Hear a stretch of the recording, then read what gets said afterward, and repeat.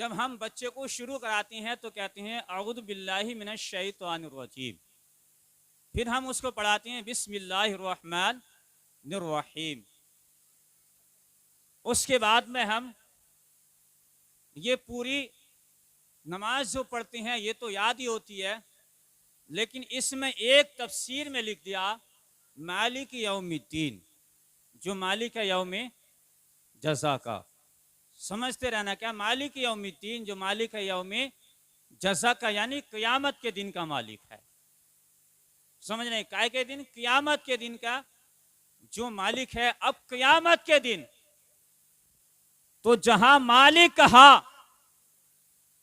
तो जो मालिक होता है वो मालिक हुआ करता है, जो मालिक नहीं होता वो मालिक नहीं हुआ करता है। लेकिन इसकी तफसीर में आला हज़रत ने लिखा, बड़ा प्रधान जी इधर से, आला हज़रत ने कहा तू जिंदा है वल्ला, अब भी समझ नहीं आ रहा, कि कहा जो मालिक है तो उसके लिए कहती हैं तू जिंदा है वल्ला, तू जिंदा है वल्ला मेरी चश्मे आलम से छुप जाने वाले। और आगे कहती हैं मैं मुजरिम हूं आका। समझ में नहीं आ रहा लगता है, कि कहा मैं मुजरिम हूं आका मुझे साथ ले लो। तो जब जाने वाला जाता है तो खताकार जरूर होता है, लेकिन जब जाने वाला जाता है तो उसी रजा का बेटा कहता है मेरे अमाल का बदला तो जहन्नमी था।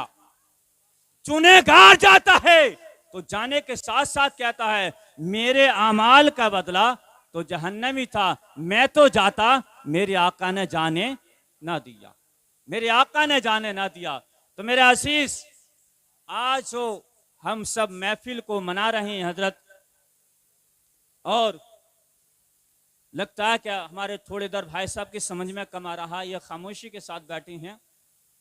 तो मेरे असीस, सुभान अल्लाह, इन्होंने कहा सुभान अल्लाह।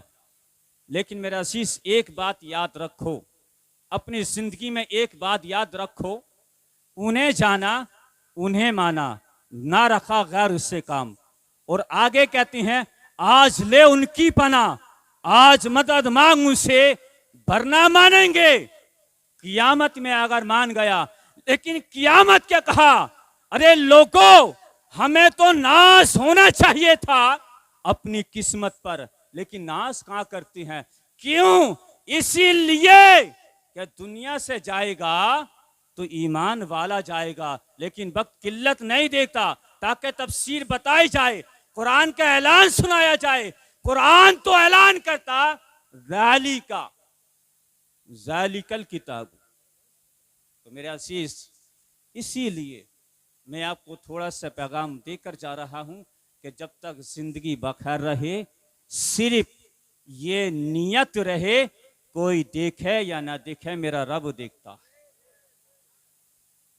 कोई देखे या ना देखे मेरा रब मुझको देखता है। अब हम जो चाहें वो करें, चाहें अपने सर पर लगाएं, चेहरे पर या ना लगाएं, चेहरे पे लगाएं या ना लगाएं, लेकिन मेरा असीस, मेरा जो टाइम हुक्म के मुताबिक दिया था सिर्फ 1 मिनट बाकी है।